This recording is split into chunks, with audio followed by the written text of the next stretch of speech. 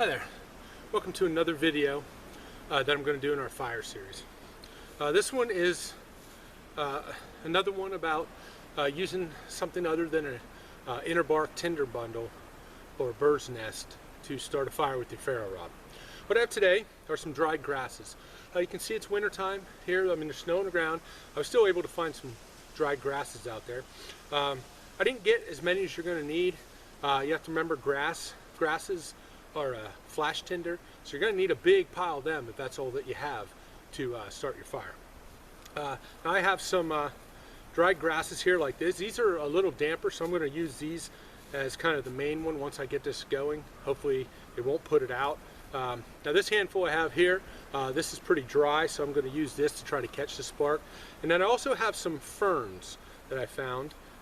The dried tops of those make a nice thing to catch your spark into from your ferro rod. I'm actually going to take this and I'm going to rough it up just like we do with our inner bark tinder bundle, because really what we want is just some surface area, and we want lots of fine pieces in there to catch that spark and to get it to go. Now I'm going to actually do this first to show you that if you just had the dried grasses that you can still do this.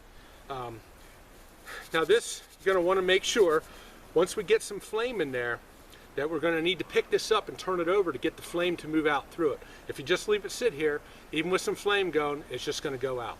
So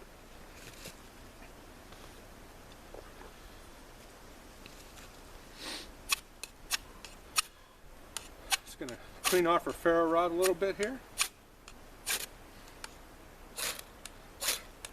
Now what I do, even if I get what looks like a small flame going, I'm still going to keep going with this. As you can see, it didn't last even long enough for me to pick this up and turn it over. So even when I get the flame going, I'm still going to keep putting some sparks in there, try to get it even bigger.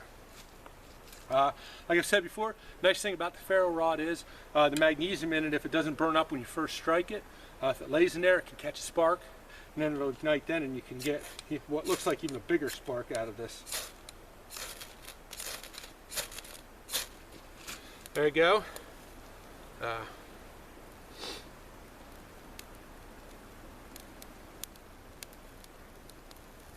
Okay, so there you can see I got that dry grass to ignite with just my ferro rod.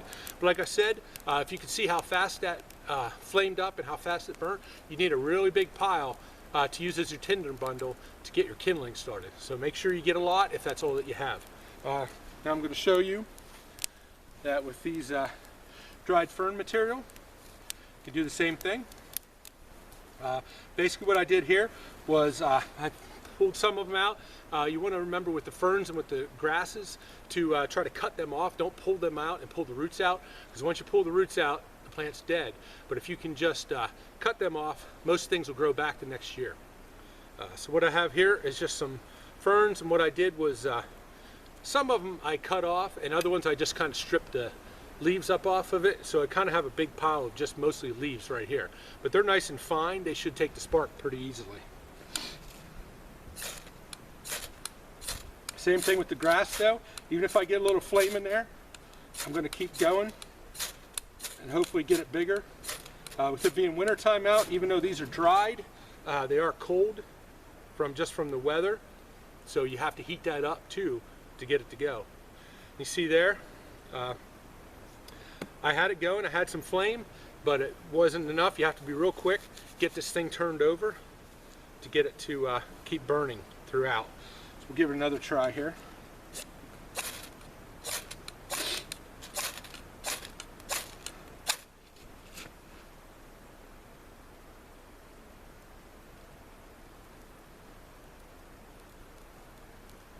So there you go. If you can see, keep it turned over, let those flames keep rolling up into it. You should have a nice big pile of it when you're going to do it though, because it does burn up pretty fast. Okay, hang around. We'll have some more videos in our fire series.